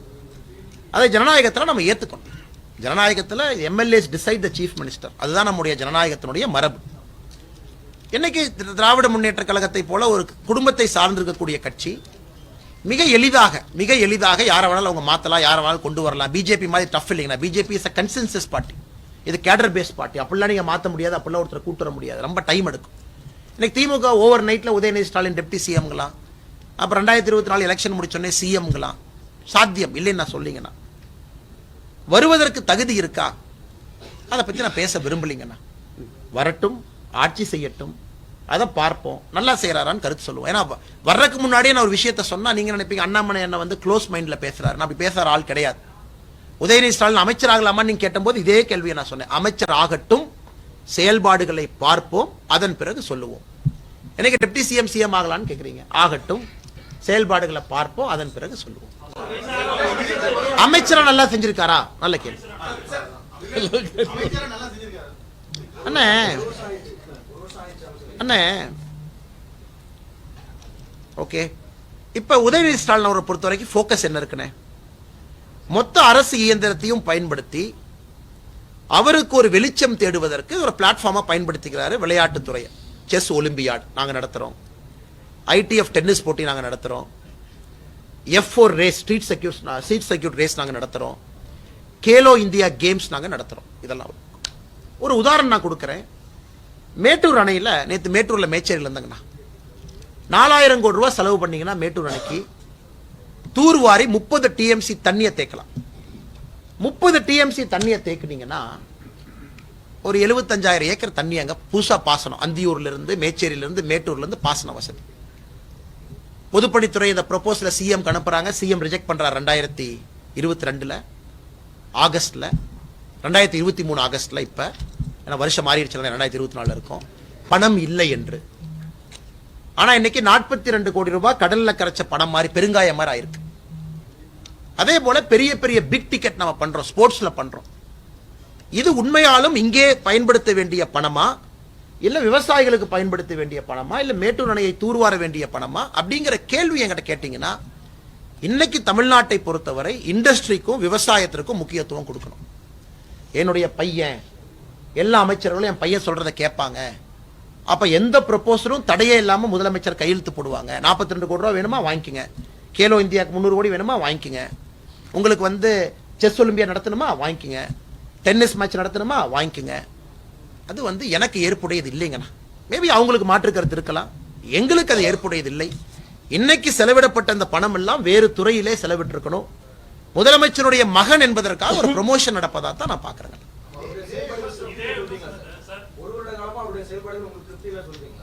அண்ணே தலைவா, இதுல வந்து தலைவா திருப்தின்னு எப்படி தலைவா சொல்லுவீங்க? அவங்க நாங்க ஒரு வருஷமா இத்தனை மாவட்டத்துல லோக்கல் ஸ்டேடியம் இவ்வளவு கட்டியிருக்கோம், ஸ்விம்மிங் பூல் இவ்வளவு கட்டியிருக்கோம், புதுசா இத்தனை அத்லீட் நாங்க ஐடென்டிஃபை பண்ணியிருக்கோம், அவங்கள ஒலிம்பிக் ப்ரிப்பேர் பண்றதுக்கு இத்தனை ஊக்கத்தொகை கொடுக்கிறோம், ஸ்போர்ட்ஸ் ஹாஸ்டல் ஆரம்பிச்சிருக்கிறோம், வசதி இல்லாத குழந்தைகளை உள்ள கொண்டு வந்திருக்கோம், ட்ரைபல் குழந்தைகளை கொண்டு வந்திருக்கோம். இந்த மெட்ரிக்கை தான் நான் பார்க்கறேன். நான் F4 ரேசியோ செஸ் ஒலிம்பியோட நான் பார்க்கல. அதெல்லாம் ஒரு நாள் கை தட்டிட்டு சிரிச்சுட்டு தமிழ்நாடு இன்வெஸ்டர் சமிட் முடிச்சோடனே ஆடல் பாடல் நிகழ்ச்சி மாதிரி கஷ்டப்பட்டு 2 நாள் உட்கார்ந்து 6,60,000 கோடி பண்ணதுக்கு அப்புறம் ப்ரமோஷன் எதுக்கு பண்ணாங்கன்னா, என்னது ஓ மாமி வர்றையா, ஓ மாமி வர்றையா, அவங்கள பத்தி தப்பா சொல்ல, அவங்க நல்ல நடிகை தான். பட் இந்த பாடல் இதத்தான் ப்ரமோஷன் அதிகமா இருந்துச்சு. அந்த மாதிரி தான் செயல்பாடுகள் எங்க இருக்கணுமோ அங்க இல்லாம இன்வெஸ்டர்ஸ் சமிட்ல கடைசியில போட்ட பாட்டுக்கு தான் ரசிகர்கள் அதிகம் இருந்தாங்கன்னு சொன்ன மாதிரி பெரிய பெரிய ப்ராஜெக்ட்டுக்கு பணம் போடுறேன்னா அதுல என்னை பொறுத்த வரைக்கும் ரிசல்ட் இருக்காதுங்கண்ணா. அதே உதயநிதி ஸ்டாலின் சொல்லணும், எனக்கு தெரியல. ஒரு வெள்ளை அறிக்கை கொடுத்து ஒரு ஆண்டுல இவ்வளவு பண்ணிருக்கேன், லோவர் லெவல்ல இன்ஃப்ராஸ்ட்ரக்சரை பில்ட் பண்ணிருக்கோம், குழந்தைகளுக்கு ஊக்கம் கொடுத்திருக்கோம், அடுத்த ஒலிம்பிக் சாம்பியனை தயார் பண்ணிருக்கோம், ரைஃபிள் ஷூட்டிங், இதெல்லாம் பணக்காரங்க விளையாட்டுனா. இன்னைக்கு அண்ணன் TRB ராஜா அவர்களுடைய மகள் பல இடத்துல தமிழ்நாட்டை பெருமைப்படுத்துறாங்க. ரொம்ப பெருமை, எனக்கு ரொம்ப பெருமை. நம்ம ஊர் பொண்ணு, ஏன்னா நம்ம கட்சியிலேயே சில பேர் இருக்காங்க, ஷூட் பண்றாங்க, அந்த பாப்பாவோட ஷூட் பண்றாங்க, ரொம்ப சந்தோஷம்.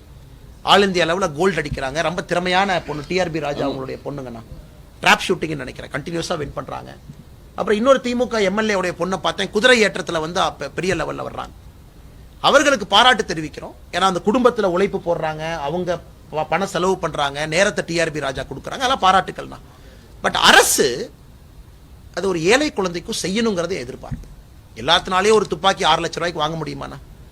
ஒரு தோட்டம் 62 ரூபாண்ணா. நீங்க ஒரு டார்கெட் அடிச்சீங்கன்னா, அது கிளேன்னு சொல்லுவாங்க, அந்த கிளே பிஜிஎன் 15 ரூபா, அது அடிச்சீங்கன்னா தோட்டம் 62 ரூபா, 77 ரூபா வேணும் ஒன்று அடிக்கிறதுக்கு. நல்ல அத்லீட்ஸ் ஒரு வருஷத்துக்கு 1 லட்சம் சுடுவாங்க. நீங்க ஒரு வருஷத்துக்கு 1 லட்சம் சுட்டாதான் ரினவுண்ட் ஷாட். 1 லட்சம் தோட்டா சுடணும் அப்படின்னா 15 ரூபா அது பறக்கிற பிஜிஎன்னும் 62 ரூபா போடுற புல்லட்டும் எத்தனை பேத்தினால அஃபோர்ட் பண்ண முடியுங்கண்ணா? அதை TRB ராஜானால அஃபோர்ட் பண்ண முடியுது. குழந்தைக்கு கனவு இருக்கு, குழந்தைக்கு வைராகியம் இருக்கு, அந்த பாப்பாக்கு வந்து விஷன் இருக்கு. நாளைக்கு அந்த பாப்பா ஒலிம்பிக் மெடல் வாங்கினா ஃபர்ஸ்ட் சந்தோஷப்படுற ஆள் நான். அது வாங்கணும், கண்டிப்பா வாங்கும். அந்த அளவுக்கு திறமை இருக்கு அந்த பாப்பாக்கு. ஷூட்டிங்ல நம்ம பாக்குறோம், கன்சிஸ்டன்டா பிரஷர்ல நம்பர் ஒன் வரதெல்லாம் கஷ்டம். அது எந்த குடும்பத்துல பிறந்திருந்தாலும் கூட அந்த பாப்பா ஆல் இந்தியா ரேங்க் 1ல இருக்கு. சாதாரண வழியா தான் பணக்கார இருக்காங்க, எல்லா குழந்தைங்களும் வந்தாங்களா, அதை பாராட்டுறோம், ரொம்ப பெருமையா இருக்கு நம்ம பாப்பான்னு. இதை உதயநிதி ஸ்டாலின் அவர்கள் சின்ன பாப்பாக்கு பண்ணணும். அதை தான் நான் கேட்கறேனோ தவிரனா, ஒரு 42 கோடி ரூபாயில F4 ரேஸ் ஓட்டு யாருக்குன்னா பிரயோஜனம்? இதுதான் நீங்க கேட்ட கேள்விக்கான பதில். நான் யாரையும் காயப்படுத்தி பேசல. நானும் இந்த யாத்திரை போக போக எல்லாத்துடைய கஷ்டம் எனக்கு தெரியுது. I am also becoming matured as a political leader. கஷ்டத்தை பார்க்குறோம், மக்கள்கிட்ட பேசுறோம், இங்கிருந்து சில விஷயங்கள் சொல்றோம். அரசு அதிகாரிகளுக்கு செயல்படுத்துவது எவ்வளவு கடினம்னு கீழே பார்க்குறோம். என்னுடைய வேண்டுகோள், உதயநிதி ஸ்டாலின் அவர்கள் செஞ்சாங்கன்னா முதல்ல சந்தோஷப்படுறாள் நாங்களா தான்.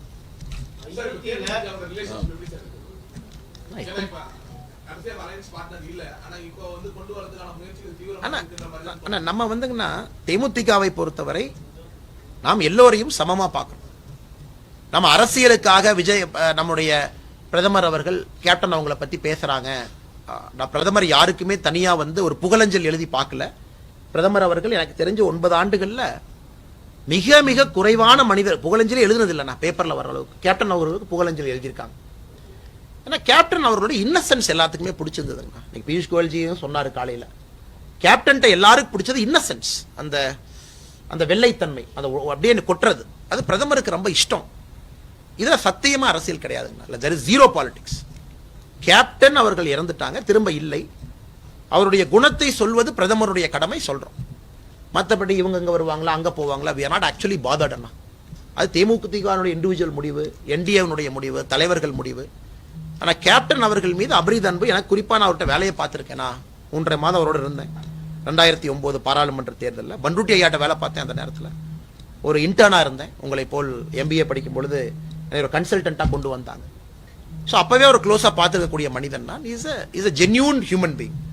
பொலிட்டிக்கல் லீடர்லாம் 2வதுனா அந்த அடிப்படையில் தான் எங்களுடைய தலைவர்கள் சொல்றாங்களோ தவிர, பியூஷ் கோயல் அவங்க நேத்தே வீட்டுக்கு போனாங்க. அண்ணே நேத்தே வீட்டுக்கு போனீங்க பிஜேபி 2வது டைம். பியூஷ் கோயல் அவர்களுக்கும் கேப்டன் அவர்களுக்கும் பரஸ்பர நட்பு. 2014 நம்முடைய அலையன்ஸ் ஃபார்ம் பண்ணும்போது பியூஷ் கோயல்ஜியும் கேப்டன் ரொம்ப நெருக்கமாக இருந்து அலையன்ஸ் ஃபார்ம் பண்ணாங்க ஆல் இந்தியா லெவலில். அதனால் அவங்க வீட்டுக்கு போனாங்க, பிரேமலதா அக்காட்ட சுதீஷ் அனங்கட்டெலாம் பேசிட்டு வந்தாங்க. மற்றபடி நாங்கள் யாரையுமே ஒரு பொலிட்டிக்கல் கண்ணோட்டத்தில் பாரதிய ஜனதா கட்சி பார்க்கிறதா சத்தியமாக கிடையாது, நிச்சயமாக கிடையாது.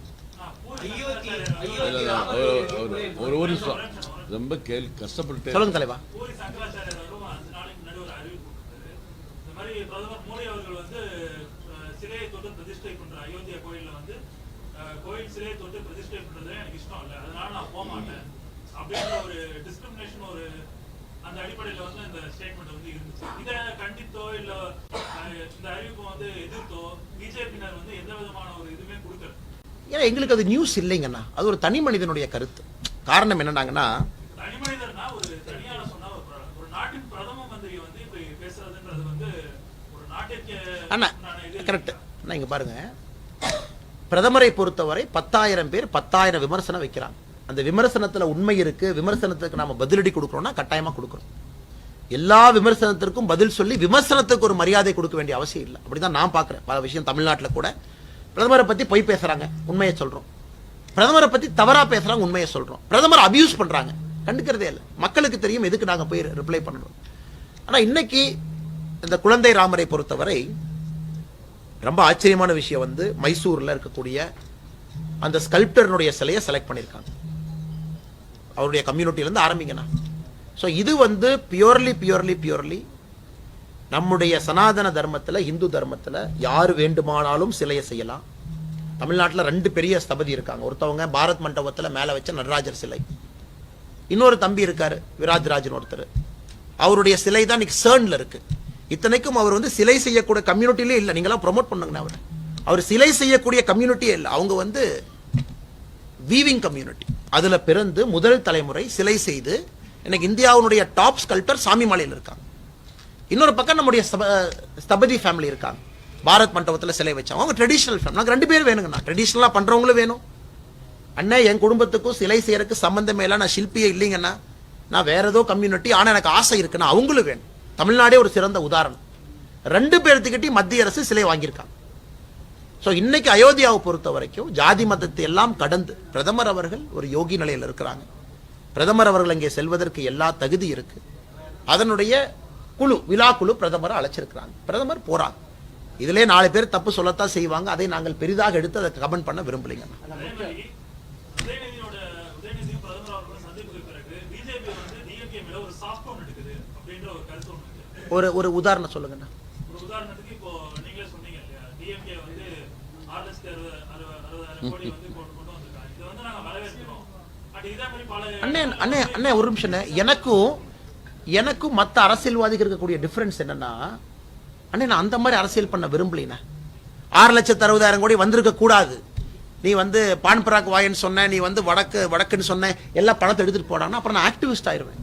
அண்ணா அந்த பணம் நமக்கு வேண்டும், நம்ம மாநிலத்துக்கு வேணும், வேலை வாய்ப்பை உருவாக்கணும். இதெல்லாம் எப்படி அரசியல் செய்வேன்? இப்ப டிஎம்கே காரன் தம்பட்டு அடிச்சுக்கிறான் பாத்தீங்களா, எங்க தலைவர் 6,60,000 கோடி. அதுக்கு உங்களுக்கு எக்ஸாம்பிள் கொடுத்தேன். 33 லட்சம் கோடி வாங்கினவங்க சும்மா இருக்கிறாங்க. அது உத்தரப்பிரதேசல மோசமான ஒரு பகுதி 9.5 லட்சம் கோடி வாங்கியிருக்கிறாங்க பூர்வஞ்சன்.